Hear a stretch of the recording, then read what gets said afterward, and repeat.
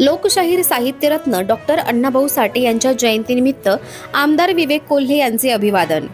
लोकशाहीर साहित्यरत्न डॉक्टर अण्णाभाऊ साठे यांच्या जयंतीनिमित्त आमदार विवेक कोल्हे यांनी त्यांच्या स्मृतीस विनम्र अभिवादन केले। डॉक्टर अण्णाभाऊ साठे स्मारक येथे आयोजित कार्यक्रमात त्यांनी उपस्थित समाज बांधवांना जयंतीच्या मनपूर्वक शुभेच्छा दिल्या। डॉक्टर अण्णाभाऊ साठे यांनी आपल्या साहित्य, शाहिरी आणि सामाजिक विचारांच्या माध्यमातून वंचित, शोषित आणि उपेक्षित घटकांच्या वेदनांना आवाज दिला। त्यांच्या लेखणीतून सामाजिक समता, बंधुता आणि स्वाभिमानाचा संदेश समाजापर्यंत पोहोचला।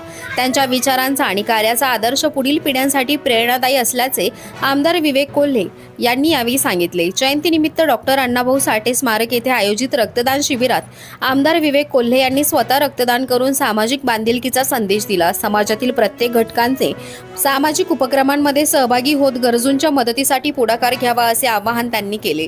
रक्तदान हे श्रेष्ठ सामाजिक कार्य असून एका व्यक्तीच्या रक्तदानामुळे अनेकांचे प्राण वाचू शकतात। त्यामुळे युवकांनी मोठ्या संख्येने रक्तदानासाठी पुढे यावे असेही त्यांनी यावेळी सांगितले। आणि साहित्यरत्न लोकशाहीर अण्णाभाऊ साठे यांच्या 106व्या जयंतीनिमित्ताने सर्वप्रथम मी विनम्र अभिवादन करतो।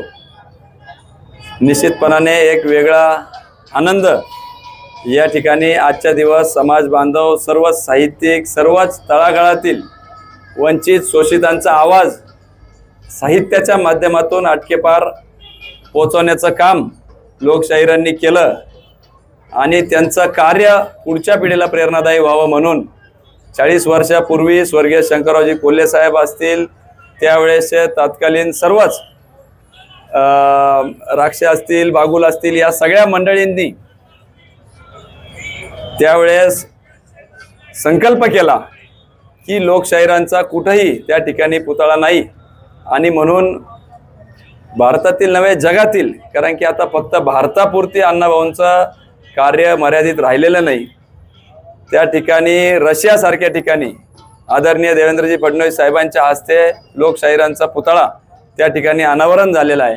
म्हणून जगात पहिला पुतळा या ठिकाणी कोपरगाव नगरीत झाला आणि मला आनंद आहे की त्यानंतर तो अर्धा आकृती पुतळा होता, पूर्ण आकृती पुतळा देखील आदरणीय विनोदांना राक्षे त्या ठिकाणी नगराध्यक्ष असताना आपण मंजुरी दिली आणि विजयराव असताना त्याचा आपण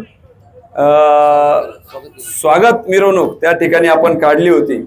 आणि म्हणून आजच्या दिवशी पुढच्या पिढीला प्रेरणा मिळावी म्हणून साहित्य दिवस म्हणून कालच राज्य शासनाने लेखक प्रेरणा दिवस, तर एका वर्षाच्या आत मुंबई इथं भव्य असं अण्णाभाऊंचं स्मारक उभारून आदरणीय मोदीजींच्या हस्ते त्याचं अनावरण करण्याचं देखील आदरणीय मुख्यमंत्र्यांनी त्या ठिकाणी जाहीर केलेलं आहे।